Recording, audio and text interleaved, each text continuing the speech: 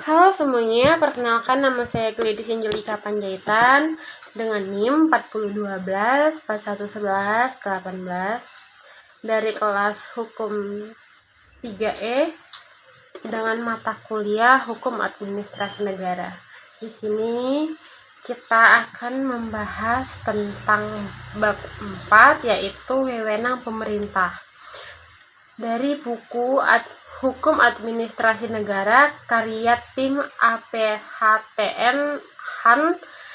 Materi ini penting sekali karena berbicara tentang dasar legal pemerintah dalam bertindak. Tanpa pemahaman yang baik, kita sulit menilai apakah sesuatu tindakan pemerintahan itu sah, melanggar hukum, atau justru melindungi kepentingan rakyat. Yang pertama, konsep dasar wewenang pemerintah. Dasar negara hukum pemerintah tidak boleh bertindak semaunya. Setiap kebijakan, keputusan, atau tindakan administratif harus memiliki landasan wewenang. Kewenangan di sini bukan hanya kekuatan fisik atau kekuatan politik, melainkan hak dan kemampuan hukum yang diberikan oleh peraturan perundang-undangan. Perlu dibedakan dua istilah penting. Yang pertama itu adalah kekuasaan adalah sekadar kemampuan mempengaruhi atau memerintah orang lain. Kedua ada wewenang, yaitu kekuasaan yang sudah dilegitimasi dan dibatasi oleh hukum. Dengan kata lain, setiap wewenang adalah kekuasaan, tetapi tidak setiap kekuasaan otomatis menjadi kewenangan. Pemerintah hanya boleh bertindak jika wewenang itu diberikan oleh hukum. Disinilah terlihat prinsip negara hukum. Setiap tindakan pemerintah harus berdasarkan aturan hukum atau asas legalitas.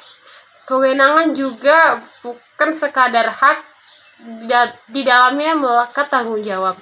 Penjabat yang diberikan wewenang tidak hanya berhak bertindak, tetapi juga wajib mempertanggungjawabkan akibat dari tindakannya, baik secara administratif, politik, maupun hukum.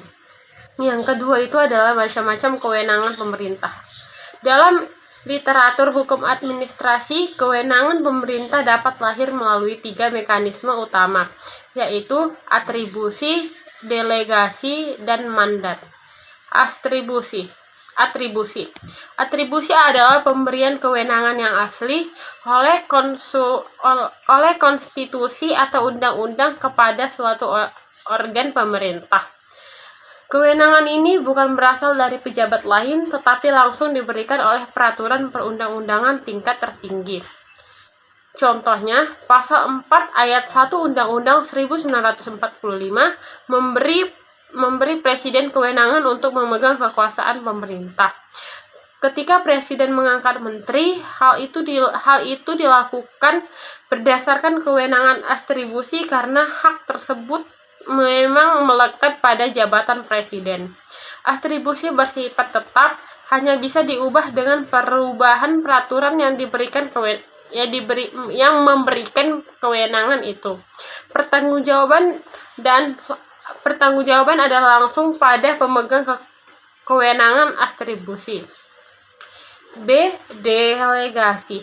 Delegasi adalah pelimpahan kewenangan dari suatu pejabat atau badan yang berwenang kepada pejabat atau badan lain, sehingga penerima delegasi bertindak atas nama dirinya sendiri dan menanggung sendiri tanggung jawab hukumnya. Ciri pokok delegasi. Yang pertama ada dasar hukumnya dalam peraturan perundang-undangan. Kedua ada pelimpahan bersifat definitif, artinya pemberi delegasi tidak lagi menjalankan kewenangan tersebut selama delegasi berlangsung. Ketiga, ada delegasi biasanya dilakukan untuk efisiensi atau karena alasan teknis. Contoh, undang-undang memberi kewenangan kepada menteri untuk menetapkan peraturan. Menteri kemudian mendelegasikan kewenangan itu kepada Direktur Jenderal untuk menandatangani izin tertentu. Direktur Jenderal bertanggung jawab penuh atas keputusan yang diambil. C. Mandat. Mandat adalah penugasan kepada bawahan untuk bertindak atas nama pemberi mandat, berbeda dengan delegasi. Pada mandat, kewenangan tidak berpindah. Pemberi mandat tetap pemegang kewenangan dan tetap bertanggung jawab atas keputusan yang diambil. Contoh, kepala dinas memberikan mandat kepada sekretaris dinas untuk menandatangani surat izin meskipun tanda tangan dilakukan oleh sekretaris, tapi tanggung jawab hukum tetap berada pada kepala dinas. Perbedaan mendasar. Delegasi memindahkan kewenangan dan tanggung jawab. Mandat hanya memberi kewenangan bertindak, tetapi tanggung jawab tetap pada pemberi mandat. 3. Batasan penggunaan kewenangan. Kewenangan pemerintah bukan kekuasaan tanpa batas. Hukum administratif menetapkan beberapa prinsip pembatas agar kekuasaan tidak disalahgunakan. Beberapa yang terpenting, yang pertama adalah prinsip legalitas. Setiap tindakan pemerintahan harus memiliki dasar hukum yang jelas. Tanpa dasar hukum, keputusan pemerintah dapat dibatalkan. Kedua adalah larangan penyalahgunaan wewenang. Penjabat dilarang menggunakan wewenang untuk tujuan yang menyimpang dari maksud pemberian kewenangan. Ketiga, ada asas proporsionalitas dan kepatutan. Tindakan pemerintah harus seimbang dan tidak berlebihan dibanding tujuan yang hendak dicapai. Yang keempat, ada asas kepastian hukum. Masyarakat harus bisa memprediksi akibat hukum dari tindakan pemerintah. Apabila pejabat melanggar batasan ini, warga negara berhak menempuh jalur hukum, misalnya melalui Peradilan Tata Usaha Negara atau PT-UN, untuk menggugat keputusan yang merugikan. Keempat, ada sumber kewenangan. Dari mana kewenangan itu berasal? Secara umum ada beberapa sumber. Yang pertama, peraturan perundang-undangan. Ini sumber utama mulai dari Undang-Undang Dasar 1945, Undang-Undang, Peraturan Pemerintah, hingga Peraturan Daerah. Contoh, Undang-Undang Administrasi Pemerintahan memberi dasar bagi pejabat pemerintah untuk mengeluarkan keputusan tertentu. Kedua, ada hukum tidak tertulis atau kebiasaan administrasi.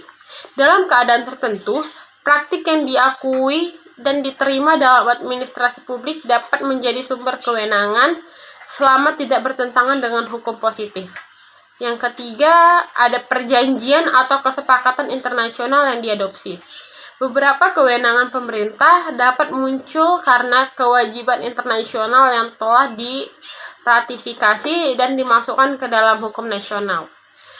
Walau ada beberapa sumber peraturan perundang-undangan tetap menjadi rujukan utama karena menjamin kepastian hukum dan kejelasan batas wewenang.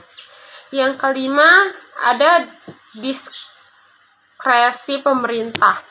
Dalam kenyataan, tidak semua situasi dapat diatur rinci oleh undang-undang. Kadang pemerintah menghadapi keadaan darurat atau kebutuhan mendesak yang menuntut keputusan cepat. Disinilah muncul konsep diskresi. Dalam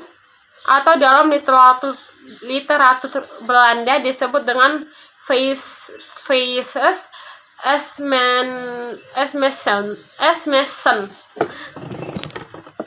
Diskresi adalah kebebasan bertindak yang dimiliki pejabat pemerintah untuk menentukan pilihan kebijakan. Ketika peraturan tidak jelas, peraturan belum ada, atau keadaan memerlukan tindakan segera. Contoh nyatanya, ketika terjadi bencana alam, bupati dapat memerintahkan penutupan sementara fasilitas umum atau mengalokasikan anggaran darurat meski detail aturannya belum diatur. Terus keputusan seperti ini diperlukan agar pelayanan dan perlindungan masyarakat tidak terhambat. Namun, diskresi bukan kebebasan mutlak. Undang-Undang Nomor 30 Tahun 2014 tentang administrasi pemerintahan menegaskan bahwa diskresi harus untuk kepentingan umum sesuai asas-asas umum pemerintah yang baik, tidak bertentangan dengan peraturan perundang-undangan, dan dapat dipertanggungjawabkan.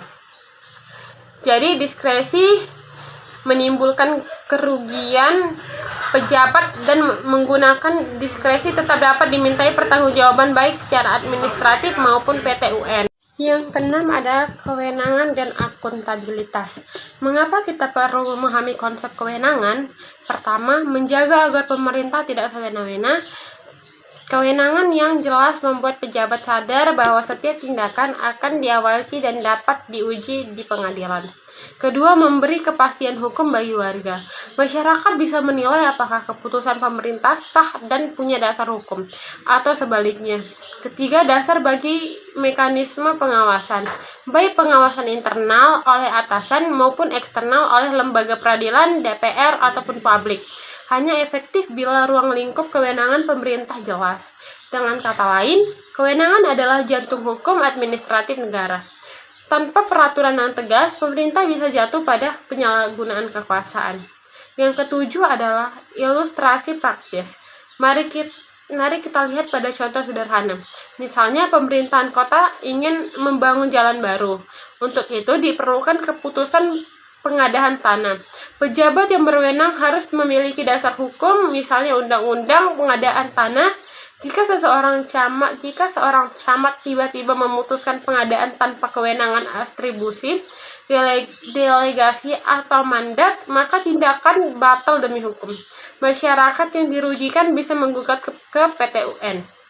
Contoh lain, dalam keadaan darurat seperti kebakaran hutan, gubernur memutuskan menutup sementara akses ke kawasan wisata. Undang-undang mungkin belum mengatur secara spesifik, namun sebagai pemimpin wilayah, ia menggunakan diskresi demi melindungi keselamatan publik. Tindakan ini sah selama memenuhi syarat diskresi untuk kepentingan umum dan dapat dipertanggungjawabkan. Sekian dari saya, Gladys Angelika Panjaitan, pamit undur diri. Bye-bye.